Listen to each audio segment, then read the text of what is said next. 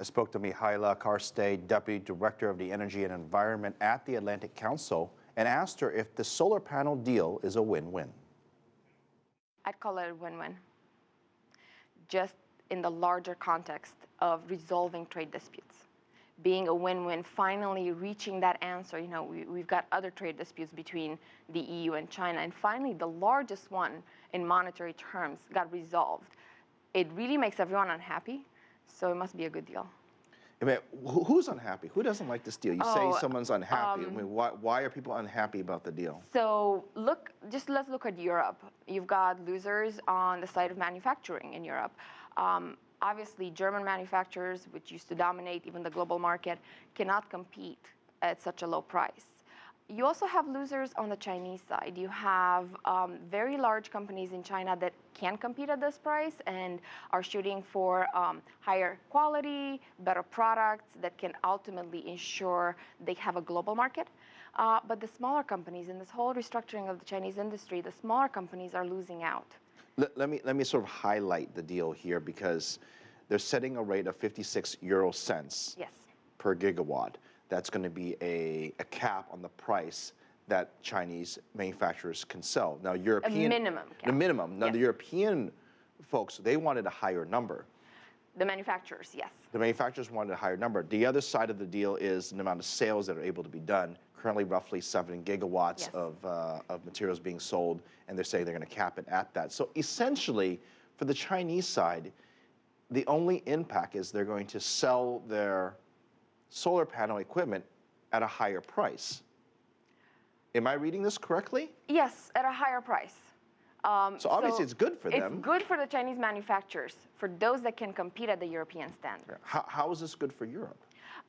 The European developers and installers still have access to cheaper Chinhinese panels that are high quality. So the bulk of the labor force in Europe— But they're still going to pay more. That's okay, because the bulk of the labor force, you have to look at the alternatives, not at the dumping price or so-called dumping price, but at the price that would have resulted after the tariffs that the EU was discussing of imposing on Chinese solar panels. So looking at that case, this deal actually is better. It's a higher price they would have hoped for, and the installers and developers are definitely complaining about it. I suppose perhaps they're happy that at least they can get this uncertainty out of the way. Exactly. It really was meant to remove the uncertainty in the market and to stop the damage done either by dumping prices or by the tariffs imposed in response to low prices, whichever way that would be perceived dumping or not. I want to bring the discussion back here to Washington, D.C. In 2012, during the election cycle, there was a lot of talk in the United States with China regarding the specific issue of solar panels. The U.S. has been surprisingly quiet in this dispute with Europe and China. What do you think the U.S. is thinking? I think the first reaction was, oh my God, what just happened, as the U.S. was definitely trying to work with the EU and China to reach sort of a trilateral agreement. And seeing the EU move without the U.S. on this issue, especially given the importance of the TTIP negotiations between the U.S. and the EU, I think it caught the whole U.S. administration by surprise. I don't think it made anybody happy, because now they still have to deal with their own trade issues, with the U.S.-China trade issues.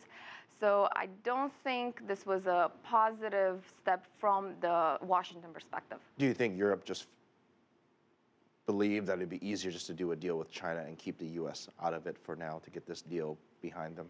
Frankly, I feel that this was an example of various countries within the EU exerting a stronger political influence.